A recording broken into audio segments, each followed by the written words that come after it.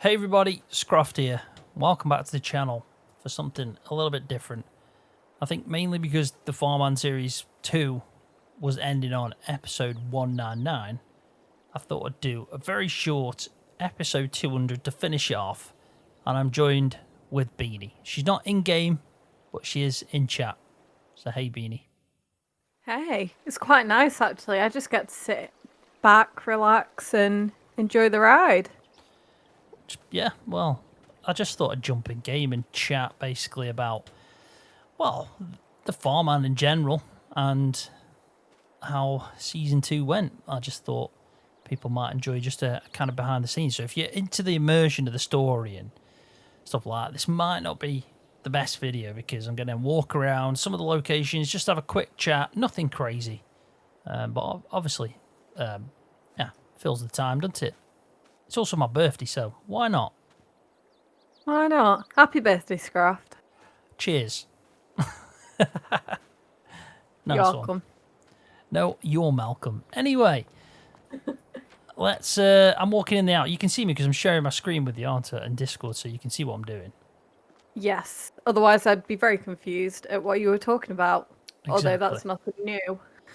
But pretty much the episode, the last one of season 2, ended off with George sitting on his Todd, basically on his own, fishing. He was on the phone to my character, and it was nice because it did like a kind of a bit of a montage at the end with some music, looking at all the spots that have played a part in the story. I think that kind of thing spoke more than actual words. It was a nice way to end. I mean, Court Farm's 199 episodes on just the Court Farm part, and then you'll know this better because I know you've been looking at the recap. Is it 70, 80 episodes on the Carmson section? 75. 75. So, like, we're talking 200, yeah, with the specials, probably about 280 odd episodes. It's crazy. It really is. And the amount that goes into the series, the GE work, the planning, the story prep, the recording, audio editing, writing my book out, and then finally the editing, and it's one hell of a project that I do, and it does consume me. You'll know, like when I do a day of the farmhand, it's that day's pretty much me making that episode. I don't see you. Well, apart from when I feed you or give you bruise. No, I'm around still. I just where I am. I'm just busy. I got some peace and quiet. Exactly. There's always a positive. But no, I will miss the. I don't know. I'll miss having the character like Jerry, because obviously Jerry's not going to be as prominent in the story because he's still set here, and Ross is going to be in Whitcomb, but that's close by. So Ross is going to play a part in the story in Hereford definitely, and then hopefully there'll be a couple of new characters along the way. But it'll be a little bit strange not doing Jerry's voice, even though that saves me because it can get a little bit. Yeah, it's difficult to keep doing Jerry's voice, but I feel like I've got a nice flow now going between George, Ross, and Jerry. So it's going to be interesting to try and do that and move, to new characters, because it's always the most difficult thing about new characters, not the idea of the character, what they're going to be like, the personality, it's the voices. The voices is the most difficult part to the roleplay series. Honestly, I don't quite know how you do it. Like that Christmas special where I did Susanna's voice and it was an Irish accent. Oh my goodness. What was it? There was a phrase, wasn't it, that I had to keep saying, like, Get George, you my forgot your coat. coat. Yeah. Yeah. And we kept howling and it took us forever because I had to keep saying it for every line. So the way you're just able to transition so smoothly between is just insane to me. I think it's just practice. I mean, you look back at my first episodes on the series, it's crazy. Yeah, it's crazy to see that, like the progression of confidence, and it's just everything improves with practice, and that's basically what's happened. Like the voice, Ross, like, bloody hell, I need a wee. I can do that on point every time now. Every time, it's just so natural for me to switch to that voice. And it's the same with Jerry and George, really. So it's going to be interesting to You do it. Oh, sorry. no, it's all right, go on.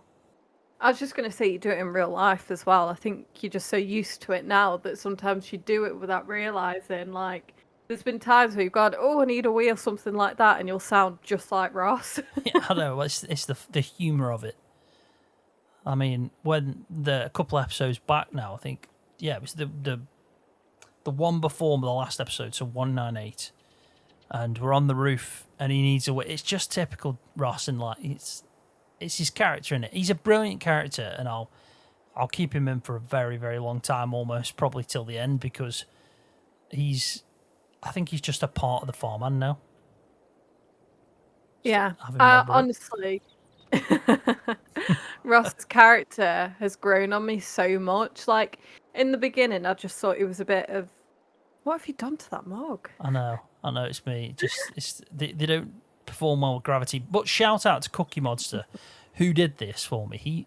I basically reached out and said, I'd love like a tea kind of mod because of the fact that we always have a brew. And he made the Yorkshire tea boxes and made the tea, even the tea bags you can see there, and then he made the cups for me. So super cool. And the good thing about it is they're the actual cups that you can get for merch as well. So yeah, they're actually in the game. It is very cool. There are some that look exactly like that, isn't there, with the orange handles and rim. Yeah, but look how good he's done them. Like, he's done them so well. Like, massive shout out to Cookie. He's done a lot of stuff for the series. Yeah, I'm sat here right now looking at I'd say tea supply, tea stack. I don't know what's quite appropriate for the amount of tea that we have amassed in the house, but Storeroom. it looks just like it, literally. I mean, you can't go wrong with some Yorkshire tea, which is where we're heading to on Monday. We're going to Yorkshire, so. Yeah, it's exciting. I'm looking forward to it. And like talking about Court Farm, when Oxy dropped it, he put the picture of George in, which I thought was so cool. Such a nice thing for him to do.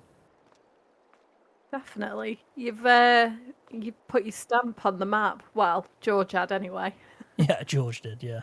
So yeah, I mean, I don't even know where we can go and talk about. I mean, everybody knows every location really, but it's going to be strange to not be here and be on another map. But that's the aim. That going forward, the series is going to be just on Hereford, and a new story is going to be told from there. But we're carrying on from where we left off. I want to bring back some things that made the series what it was, and I'll leave that till the first episode on season 3. But I am actually going away on Monday with Beanie, and we're going to Yorkshire. We're staying in a bit of a cabin, and we're just chilling out. It's kind of like a switch off. But I'm going to take my book like I normally do, my farmhand book. I'm going to be writing down some ideas, taking some inspiration, things like that. And then from there, I can plan out mainly I've already got a good idea of where I'm going to go on Hereford anyway. But I'm talking about the transition from Hereford to Whitcomb, and that's not, it's not a surprise to anyone, I'm sure. It's not a mystery or anything hidden that Whitcomb is going to be the first FS25 map for the farmhand. So the transition from Hereford to Whitcomb, I've pretty much got planned out, but I want to fully kind of get the stories developed, the paths that's going to lead to that point, and then we can go from there. But I can't wait, and I like the idea that I've done, which is planting Ross already in Whitcomb, so he's going to be in the story. But it's how George, Scroft, and Beanie are going to move to Whitcomb with Ross eventually. There's going to be kind of like the jigsaw that needs to be put together in between. And I do like that. Like, you'll know from the fact that I chat to you, Beanie, about it. But I love planning ahead and having things where everyone's second guessing. I don't want it to be obvious. I want it to be a bit of a few twists and turns. But also, it's important that it's realistic with that dry British sense of humour, whatever you want to call it. That's I also think is important for the series. Definitely. I mean, yeah, it's the way you do it. It makes sense, but it's sort of weird at the same time in a way, because there's certain landmarks, let's say, that that you want to hit. So like, you've been open about the fact that you know how the story's going to end, but it's getting to that point, and then there's like obviously a couple of other bits like the what am I trying to say? Like moving to Whitcomb. and stuff like that. You know you want to do these things from time to time, but the actual like day of episodes, you'll sit there and you'll write your book out and sort of go like not write out exactly, but bullet points of sort of, oh okay, so maybe I want to get some mowing done today and I want George to speak to Ross about the, I don't know, the tractor that's broken down or something like that, and then you sort of improvise everything else in between. You just know what you want to cover in a very brief sort of way. Yeah, yeah. There's a lot of bloody hell, can't even say the word improvisation when it comes to the dialogue that I do in the Farman. But the whole idea of the episode is planned out. Like, there's no winging like what needs to happen. I know from start to finish what I need to do in that episode, the story that I'm telling. But it's the dialogue. It's the dialogue that's not planned. So, you know, I'll give you an example. Like, you randomly tell me something that's happening right now, and George is there. So, you know, George is, you know, just give me a scenario. It's ran out of sausages. He's ran out of sausages. So he Yeah. said. So who's he talking to? Just anyone in particular? To you moaning, I don't know, moaning that you've stolen them all or something. Okay. Now, it's important to tell everyone, when I do George's voice, I do audio editing after, so I'm going to leave that bit out so you can hear what it sounds like originally before I do the audio editing on the voice. But the story is, like Beanie just said, George is speaking to Scroft, and George is, I guess, fed up. Is that what we're saying? Because he's run out of sausages. He's fed up and he's blaming you, like Okay. normal.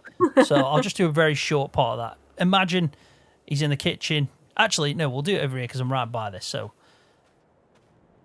I would do loads of editing. Like, this is how my mind works. I'll do loads of editing at this point to kind of make it sound like he's further away. So I'll plan out even when I'm like recording to the thought process basically straight away is I've just thought, right, George is going to be further away, so I know his volume is going to be less, so I need to keep that in mind. But I can't do that now because we're just improvising and showing. But Scruff walks up and George is, bloody hell, how have they all gone? That's just absolutely pathetic. Who's had all sausages? And then I would come in as my character going, what's wrong with you now, George? Well, bloody what's wrong with me? I'll tell you what's wrong with me. Sausages. I got bloody loads of them. They've all gone. I'm sure there's not enough money in this box for this. Someone's stolen them, I'm telling you. No one's stolen your sausages, George. So I just go like that, and then it goes on and on until something else, and then I know I've got these bullet points, so I need to move it on, and, you know, that's it. It's crazy, really, because it always works out that the episode's going to be between 30 minutes and an hour. And I'm happy with that. It doesn't have to be a guaranteed time point. It doesn't have to be like 30 minutes or 45 minutes or an hour. It's as long as it's in between half an hour and an hour, it's fine. But because I know the bullet points I make, the amount, the story is always going to be within that space. It's I think it was just meant to be. It's so crazy, like how everything just comes together like that. But yeah, it is. But no, I can just go with the flow and improvise and carry on. I could do more and more, but obviously we haven't got, the whole point of the episode is not for me to just randomly chat as George or Ross. Because like Ross can go, like I could sit here now and go, you see that red car? I used to have one of them. And it's just random things that come in my head and I just say it. I honestly, I don't know whether to be amazed, impressed, or slightly concerned about how easy that is for you. I know, but to be honest, it's nice that I finally found a use for the weirdness. That's true. That's true. But honestly, I can't actually fathom how you're able to do that. There'll be loads of people out there, Beanie. Like, as a child, I used to play with little cars on a mat, tractors on a, mat with tiny little cows and, all the things like plastic little bales. And I used to play with all that stuff. And in my imagination, I would come up with the voices, the characters, the people, and I'd get lost. And it never left me. And it doesn't leave anyone. It's just we all grow up and we all have less time for that stuff. And, you might replace it with video games or you might replace it with models or something that's kind of more of an adult's way to still be a child. This is my way of doing that. This is my way of still keeping that side of me and showcasing it, because we're all like that at heart. We all love a good story. We all love, even if it's like, oh, I don't like reading, I prefer movies. It doesn't matter. You still love a story. It could be a series on Netflix. It could be a movie, on Prime, whatever it is. And yeah, this is just my way. And I get so much enjoyment out of doing this. Just like, I'm very lucky that people seem to find the same enjoyment from watching it, because yeah, I'm having fun at the end of the day. Exactly. Still, I find it impressive. I mean, when I was little, I don't know if anyone else did this, but I had an imaginary friend who was a baby elephant, and he didn't really talk. So maybe that's why I can't do it.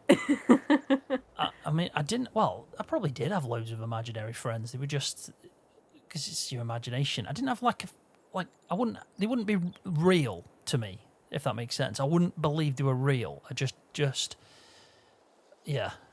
I didn't think they were real. I'm not that mental. I don't know, do I? You might be like, well, my elephant named Bertie. Come say hello. Why have you pulled a chair up for it, Beanie? I don't know. It's going to eat some food. I don't know. I did used to make my mum set a place for him at the table. But... Exactly. But I didn't sit there thinking, oh, baby elephant's here. He's actually got a baby blooming elephant sat at the kitchen table. What was its name?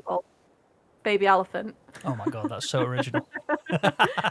Yeah, baby elephant. I don't know. It was just little baby elephant, but it was a good mate, Yeah, he had your back. Yeah, I didn't think he had my back and I had his, but I didn't think that, I'm in the middle of a village in the middle of nowhere with an actual baby elephant wandering around with me.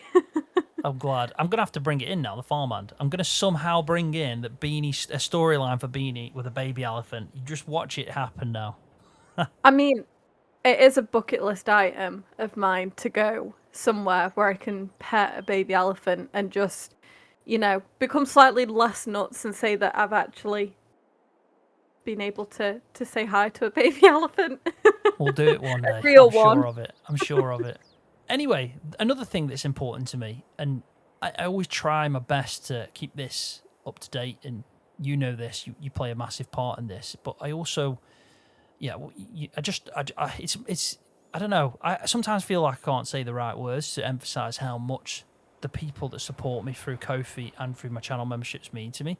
And I know a lot of people see at the start of the video their names on the board and stuff like that, and I put this in every fortnight. I aim for to update it at the very least. Sometimes 10 days, sometimes a little bit over a fortnight, but that is the aim. And yeah, it's basically there's 3 membership tiers. There's one that's just unique to Ko-fi, which is the ultimates, which are on the end there. And then I've got my Scroftopian members, and there's also a member that's just the sponsor one. And well, they don't go on the board because I have to give a reason for the extra tiers, basically, don't we? So it's basically got the Scroftopians on that side and the ultimates here. The sponsors I don't put on the board. Again, it's not because I'm not grateful. I'm very grateful, always am. It's just I have to give it a reason to. I mean, you have to tier it somehow, don't you? It's like when you go on an airplane or any sort of experience where, it's like going to Alton Towers, let's say. You go to the theme park and you enjoy the rides, but there are some people who pay extra to get fast-tracked. So, it's like going that extra tier, but you're not going to expect someone who's gone that extra tier to get the fast-track pass to then go and stand in the queue, if you get me. I get what you're saying, because it's trying not to sound like you're being ungrateful or anything like that, which is so far from the truth. No, I just feel I feel bad that I don't put the sponsors on, and always have. But then I also think, but for the guys the guys and girls that are basically giving a lot to support me and show that support, I need to give something extra to them. So I've always got to find something extra to give to the higher tiers. And this is the way that I've always felt a good way of doing it, because they're in the videos, they're included in the series that they obviously love. Mainly these people, a lot of these people that support me here is down to the farmhand because they love the series. And I've had messages of families tuning in together at tea time, on a Saturday when it drops at 5. They'll sit down as a family later on in the evening and watch the farmhand whilst eating the food. And to me, that's just mind-blowing, because that reminds me when I was a kid and my family used to sit there and watch whatever well-known series was on, like Friends and stuff like that, whilst having our tea. And yeah, it's incredible. And I know I'm just a YouTube channel, I'm not like TV or Netflix or anything, but to me that still means a lot to know that. I mean, it's just an incredible compliment, isn't it, that people value what you make enough to almost put it in place of something like Friends. And I mean, it's not that common that people sit down and watch something on a routine like that. Because, like you say, with like Netflix, Prime, Disney, whatever, you've got whatever you want whenever you want it. It's not like people stick to a TV schedule anymore. Like, I remember when I used to go around my nan's and she'd have like the magazines and the newspapers. I can't remember what it was called now, but with like what's going on for the week and stuff like that. You don't get that anymore, do you? No, not really. No, you're right. But do you want to talk them through the process? Because again, it's behind the scenes, but the way we do the members, like I'll tell them my part. I go into YouTube and Ko-fi and I export all the information about the members, as in basically just your names and what tier you are. And then I export that as an Excel file, and then I send them to you. You actually manage now the members board. Basically you manage sending me the PNG files back. So there's 2 PNG pictures here. There's this one, which is the Scroftopian, and there's this one. And then I go into G and add it to the board, bring it back into the game. So do you want to talk through like your part? I know, try not to make it long and talk about Excel spreadsheets, because people are instantly going to tune out going, what is Beanie on about? But you can tell them briefly like what you do. No, I could talk about spreadsheets for far too long, because that's my nerdiness. But basically, when Scroft sends me the list, I put it into alphabetical order, because that was one of the first things I changed because it bugged me. Put it into alphabetical order. And then I copy everyone who's on the Scroftopian or the Ultimate. And basically, I have 2 lists. Well, 4 lists, but I have 2 sections, one for YouTube, one for Ko-fi.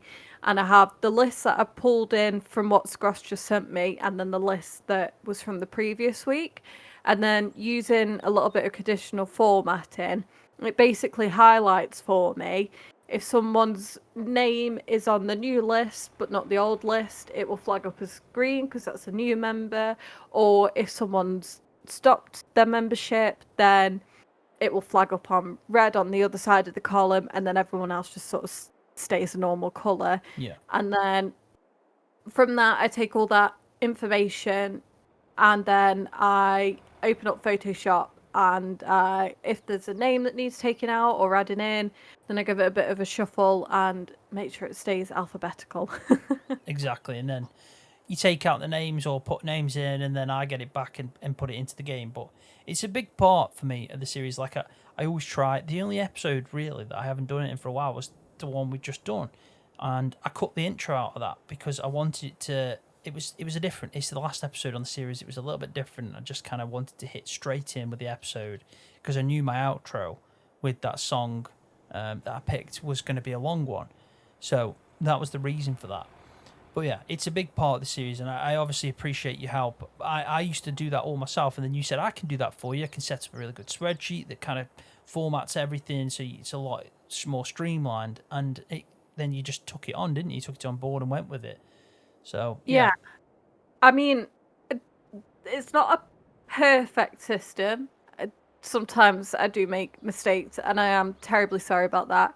If that ever happens, if you think there's been a mistake, please just either let me know in Scruff's Discord or in the comments, or just reach out to one of us, whatever way you fancy, and I will make it right as soon as I get a chance to. So to give people a bit more of a background, the equipment that we moved to Hereford, obviously I had to move it out the way to simulate that it's gone to Hereford. Like, it's not like physically transferred or anything. I will spawn all this in, basically purchase it, make it weathered, put the right hours on it, number plates, whatever it is. So what I did is I actually created this area and just moved it. Now this is all Scroft's and Beanie's kind of stuff for their Melandy. exactly Yolandi, and then over here is all George's stuff. And what like jumped out to me was the amount of stuff I've actually got. Because I thought George always had loads more equipment. And don't get me wrong, he has got more because you take into account like your truck and horse box. I think that's pretty much it. But I've actually got a lot of equipment built up in the series. He's not doing too bad for himself, Scroft 8.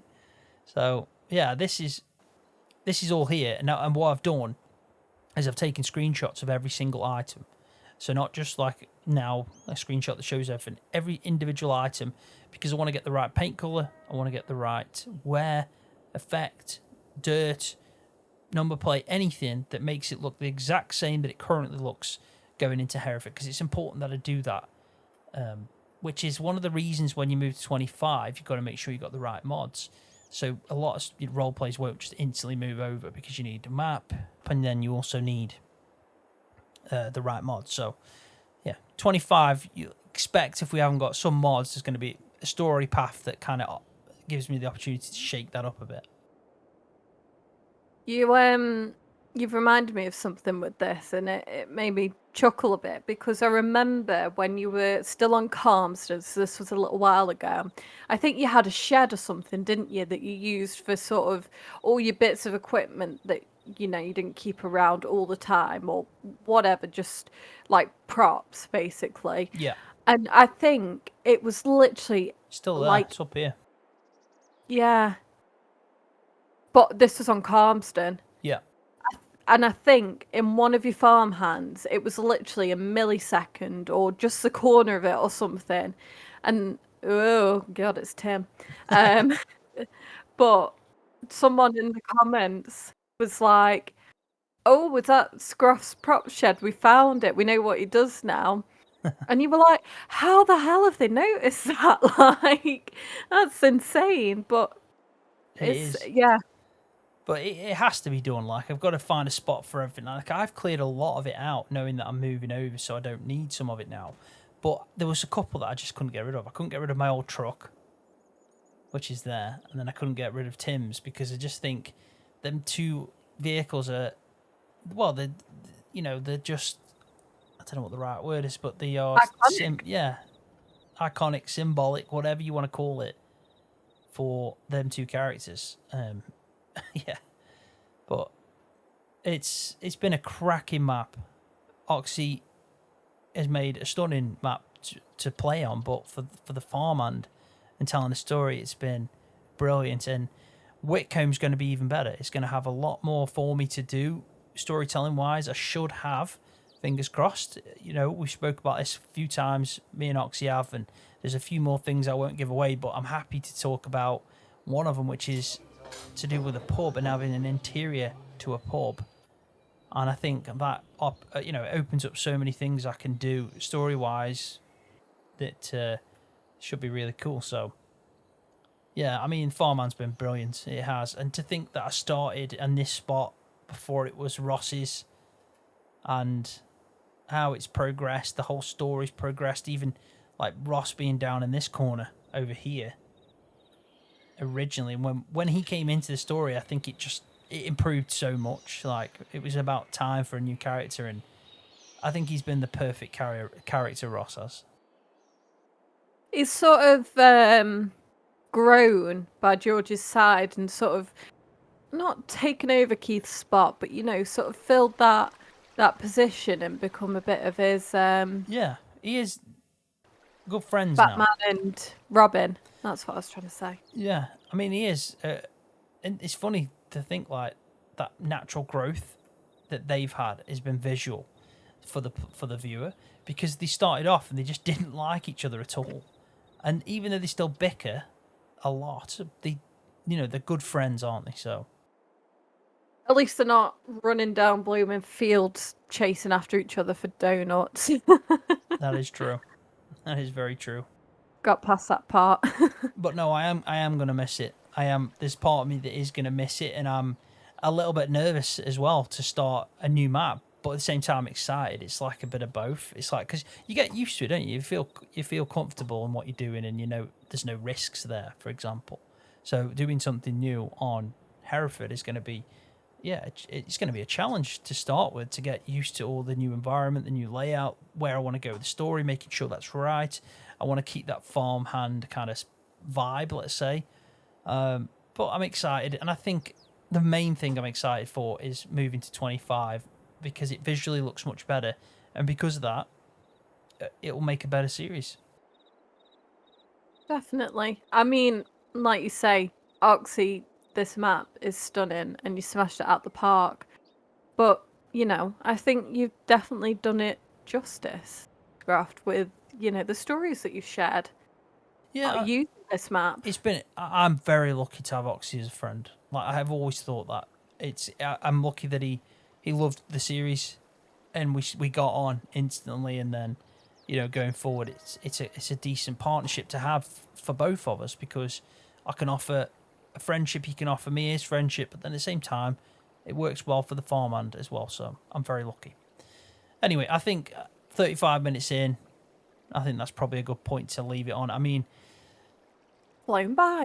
yeah, it has. The future's bright for the farmhand, though. We've got plenty to go, and I know you've mentioned. I know I'm going to end it, and you did also say it's figuring out how you're going to get there.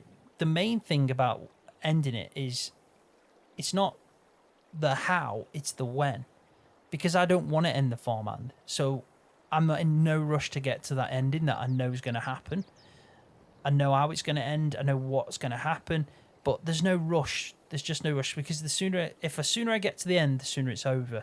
And I've always thought it's going to be really difficult to redo a role play after the farmhand because them characters fixate, they're fixed, aren't they? Like George and everything, and you'd have to have brand new characters, brand new story, brand new setting, and I think it's so difficult to do that. That as soon as the farmhand is over, it's probably going to be the only role play I do. I don't think I would do another one, and I could do a spin-off, as in like George Young or, some kind of different story, maybe like Ross before George and things like that. But I could never do another role play that's not the farmhand setting storyline. Yeah. It would be weird. It makes me think of like when you've got to the end of like a TV series that you love and you know there's nothing else to come. And you're just sort of like, well, what now? Like I don't actually know what to do with myself. There's so many, like I want to know like every little detailed story about every character, and I just don't want it to end, sort of thing. But yeah, Yeah. it'd be strange trying It just to. I think it'd be strange for me to make another story like with different characters and basically not George and Scroft because that's the core of it. And then you've got main characters. Ross is obviously a main character, and then Jerry, who's now less of a main character. But before it used to be like Keith and things like that. Like them kind of characters can come and go, but the main one can't. That core cannot go. If the core goes, it ends, and that's the point I'm making. So if it ends, there's no. I don't think I could bring a new core story. It'd just be so difficult to do. I think I'd be like, right, did that, tick the box, got the T-shirt. Let's do something different. That's not a role play. Yeah, definitely. I mean, imagine all the new voices you have to come up with. Exactly. That's always the biggest challenge, the voices. But I think I'll end it there. The best way to end though is to just thank everybody for the support. Thanks for watching, for all the comments. I'm so glad that everyone's invested in it as much as I am at times. It means the world to me. And without that kind of support, the long days, hours, countless episodes, I probably wouldn't have gone this far. But because of it being like that, I can see it going even further. And I don't want to end it anytime soon. Like I wouldn't be surprised if the farmhand's in FS25, FS28, and then who knows after that. That might be a challenge after that, but I could see it going into at least two more games, 25 and 28. So, yeah, the future is there for the farmhand. If people want to watch it, I'll keep making it. But, yeah, I appreciate all the support. I really do. Do you want to end for us, Beanie? Say anything? Yeah. Thanks everyone for watching. I hope you've enjoyed it. A little bit different to the usual. I've really enjoyed joining you, Scroft. It's been nice. So yeah. Right. If you've enjoyed the video, don't forget to like and subscribe, and we'll see you in Herefordshire. There we go. Right then, love. Let's get Kettle on. Time for a brew.